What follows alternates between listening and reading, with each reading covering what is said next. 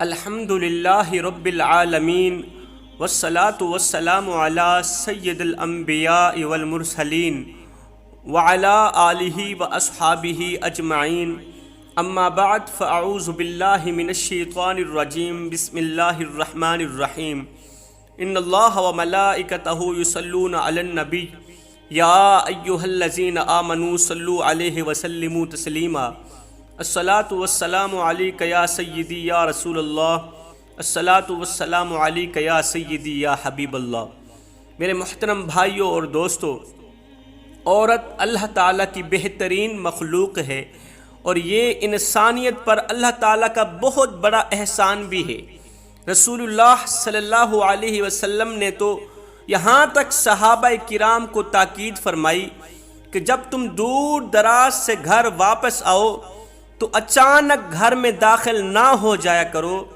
اچانک گھر میں نہ چلے جایا کرو،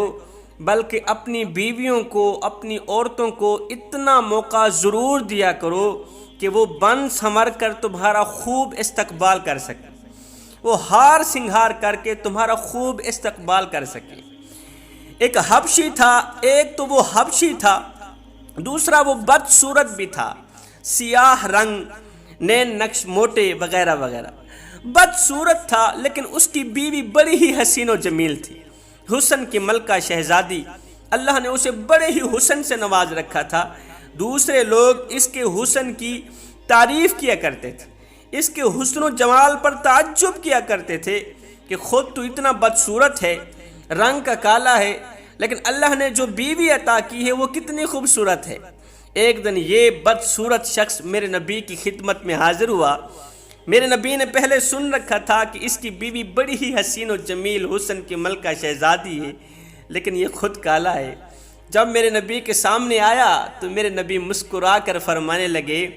اے بندہ اے خدا، یہ بتا کہ تیری بیوی تیرے ساتھ کس طرح کا سلوک کرتی ہے، تیری بیوی کا تیرے ساتھ رویہ کیسا ہے، تجھے کس نظر سے دیکھتی ہے، تجھے کس نگاہ سے دیکھتی ہے۔ اس بدصورت شخص نے کہا، یا رسول اللہ، میری جو بیوی ہے میری بہت ہی زیادہ قدر کرتی ہے، میری اجازت کے بغیر گھر سے باہر نہیں نکلتی، میری غیر موجودگی میں کسی غیر محرم مرد کو گھر میں نہیں آنے دیتی، اس کا اخلاق اتنا اچھا ہے، اتنا اچھا ہے کہ دائیں بائیں میں رہنے والی تمام عورتیں اس کے اخلاق سے متاثر ہو کر تعریف کیے بغیر نہیں رہتی۔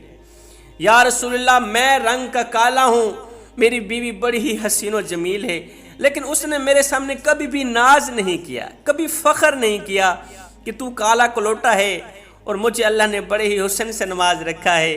بس وہ میری خدمت پر ہی دھیان دیتی ہے، وہ میری نوکری کرتی ہے، 5 وقت کی نمازی ہے، قرآن پڑھتی ہے، اللہ اللہ کرتی ہے، بس میری نوکری پر ہی دھیان دیتی ہے۔ رسول اللہ صلی اللہ علیہ وسلم یہ سن کر مسکرانے لگے۔ مسکراتے ہوئے میرے کریم نبی تھوڑی دیر کے لیے خاموش ہو گئے۔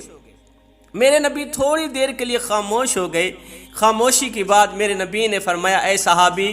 جلدی جا اپنی بیوی کو مبارکباد دے، جلدی جا اپنی بیوی کو مبارکباد دے۔ وہ اس لیے کہ ابھی حضرت جبریل میری خدمت میں حاضر ہوئے، جبریل نے آ کر مجھے اللہ کا سلام دیا، ساتھ میں کہا، یا رسول اللہ، اس کی بیوی کو خوشخبری دی جائے، وہ جو اس بدصورت شوہر کی نوکری کر رہی ہے نا، کبھی اس نے ناز نہیں کیا، کبھی فخر نہیں کیا، اس کا اخلاق اچھا ہے، شوہر کی اجازت کے بغیر وہ کبھی گھر سے باہر نہیں نکلی، کبھی کسی غیر محرم مرد کو گھر کے اندر نہیں آنے دیا۔ ایسی بیوی کو جا کے مبارکباد دے دو کہ اللہ تعالیٰ نے اس عورت کے لیے ایک عالی شان محل تیار کر رکھا ہے۔ وہ محل جو ہے اس بدصورت شوہر کی خدمت کی جزا ہے۔ اللہ نے جزا یہ دی ہے کہ جنت میں ایک عالی شان محل تیار کر دیا ہے۔ حضرت سیدنا علی المرتضیٰ شیر خدا کرم اللہ وجہ الکریم فرماتے ہیں کسی مرد کی اچھائی کا اندازہ اس کے مال سے نہیں لگایا جا سکتا،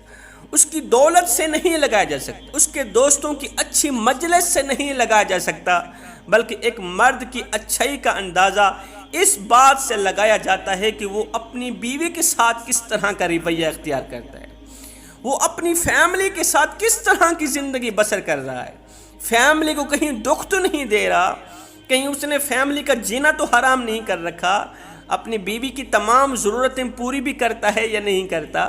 بیوی بچوں کے لیے مخلص بھی ہے یا نہیں؟ اگر وہ بیوی بچوں کے لیے مخلص ہے پھر تو وہ دنیا کا سب سے بڑا بہترین انسان ہے۔ اگر وہ بیوی بچوں کے لیے مخلص نہیں، جو شخص اپنی اولاد کے لیے مخلص نہیں وہ کسی کے لیے بھی مخلص نہیں۔ ایک عورت رسول اللہ صلی اللہ علیہ وسلم کے پاس آئی،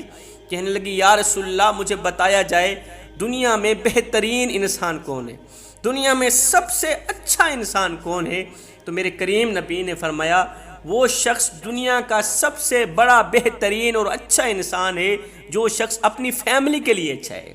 جو اپنی بیوی بچوں کے لیے بہترین ہے وہ بہترین انسان ہے، جو اپنی بیوی بچوں کی تمام ضرورتیں پوری کرتا ہے، بیوی کی مدد کرتا ہے، بیوی کو عزت اور رسپیکٹ دیتا ہے، وہ دنیا کا سب سے بڑا بہترین اور کمال کا انسان ہے۔ انسان زندگی میں پیسہ خرچ کرتا ہے، اسے ثواب ملتا ہے، غریبوں کی مدد کرتا ہے، یتیموں کے سروں پر شفقت بھرا ہاتھ رکھتا ہے، بھوکوں کو کھانا کھلاتا ہے، پیاسوں کو پانی پلاتا ہے، اسے ثواب ملتا ہے۔ مگر سنو، بیوی پر خرچ کرنے پر جتنا ثواب ملتا ہے، بچوں پر خرچ کرنے پر انسان کو جتنا ثواب ملتا ہے، کسی کی مدد پر اتنا ثواب نہیں ملتا۔ جبکہ حضرت سیدنا علی المرتضیٰ شیر خدا کرم اللہ وجہ الکریم کا ایک قول مبارک ہے، آپ فرماتے ہیں عبادت اس مقام تک نہیں پہنچاتی جہاں غریب کی مدد پہنچاتی ہے، جہاں غریب کی خدمت پہنچاتی ہے۔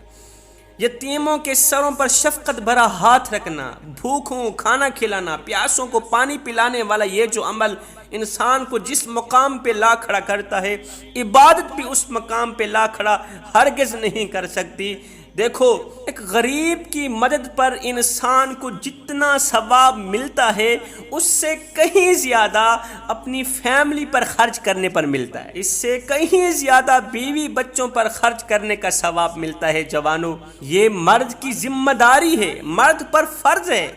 کہ وہ اپنی بیوی کی مدد کرے، ہر حال میں مدد کرے، بیوی کو عزت دے، بیوی کو شوہر کی عزت، شوہر کی رسپیکٹ اور شوہر کی مدد کی اشد ضرورت ہوتی ہے اور ہر وقت ضرورت رہتی ہے۔ کسی یونیورسٹی میں 400 مرد اور 400 عورتوں سے ایک ہی سوال پوچھا گیا۔ وہ سوال کون سا تھا کہ ایک شوہر اپنی بیوی سے کیا چاہتا ہے اور بیوی اپنے شوہر سے کیا چاہتی ہے، شوہر اپنی بیوی سے کیا چاہتا ہے اور بیوی اپنے شوہر سے کیا چاہتی ہے۔ دونوں پارٹیوں کی طرف سے ایک ہی جواب ملا کہ ہم غربت تو برداشت کر سکتے ہیں، ہم تنگی تو برداشت کر سکتے ہیں، ہم آنے والی تمام آفات و بلیات برداشت کر سکتے ہیں، لیکن ہمیں ہر حال میں عزت چاہیے، ہمیں ہر حال میں عزت کی ضرورت ہے۔ اگر عورتیں چاہتی ہیں کہ وہ ایک بہترین بیوی بن کر رہیں، دنیا کی سب سے بڑی بہترین اور اچھی خاتون بن کر رہیں، تو انہیں چاہیے کہ وہ ام المومنین حضرت سیدہ خدیجۃ الکبریٰ کی زندگی کا ضرور مطالعہ کریں، غور کریں کہ وہ ہمارے نبی کے ساتھ کس طرح رہا کرتی تھی۔ حالانکہ حضرت سیدہ خدیجۃ الکبریٰ بہت بڑی مالدار تھی، پیسہ تھا، دولت تھی، امیر خاتون تھی، لیکن جب اس نے ہمارے نبی سے شادی کی، نکاح کیا، شادی کے بعد اپنا تمام مال، تمام دولت، جتنی دولت تھی، جتنا پیسہ تھا، ساری کی ساری دولت میرے نبی کے قدموں پہ رکھ کے عرض گزار ہوئی، یا رسول اللہ آج سے یہ مال میرا نہیں، یہ آپ کا مال ہے، یہ دولت میری نہیں، یہ آپ کی دولت ہے، آپ جہاں چاہیں اسے خرچ کریں،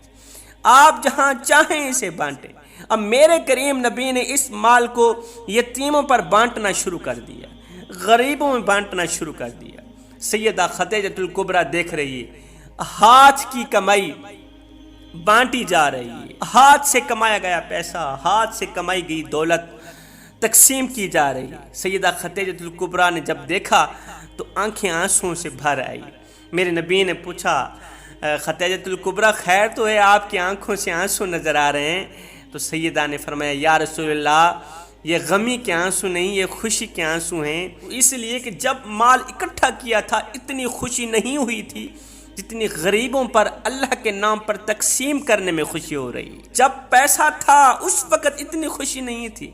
جتنی خوشی غریبوں کی ضرورت پوری کرنے میں ہو رہی ہے، غریبوں کی مدد کرنے میں جتنی خوشی ہو رہی ہے۔ سیدہ خدیجہ الکبریٰ نے اتنی بڑی قربانی دے کر اسلام کی مقدس شہزادیوں کو بتایا، سبق دیا کہ جو عورت اپنا تن من دھن سب کچھ اللہ کے نام پر اپنے شوہر کے نام کر دیتی ہے، وہی عورت ہے جو اسلام کی مقدس شہزادی ہے۔ بس وہی عورت اسلام کی مقدس شہزادی بن سکتی ہے۔ یہ وہ عورت ہے جسے دیکھ کر میرا اللہ اور اس کے فرشتے مسکراتے ہیں۔ ایسے ہی اگر آپ سیدہ عائشہ صدیقہ رضی اللہ تعالی عنہا کی زندگی پڑھیں تو آپ کو پتہ چلے گا کہ سیدہ عائشہ صدیقہ رضی اللہ تعالی عنہا میرے کریم نبی سے کس قدر محبت کیا کرتی تھی،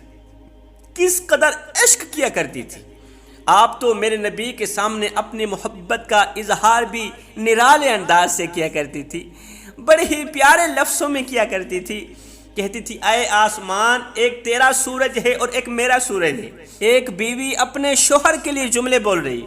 کہہ رہی ہے اے آسمان، ایک تیرا سورج ہے اور ایک میرا سورج ہے، فرق بس اتنا ہے تیرا سورج صبح طلوع ہوتا ہے جبکہ میرا سورج شام کو طلوع ہوتا ہے۔ ایک بات کان کھول کے سن لے، تیرے سورج کی روشنی ایک نہ ایک دن ختم ہو جائے گی، مگر میرا سورج ایک ایسا سورج ہے جس کی روشنی قیامت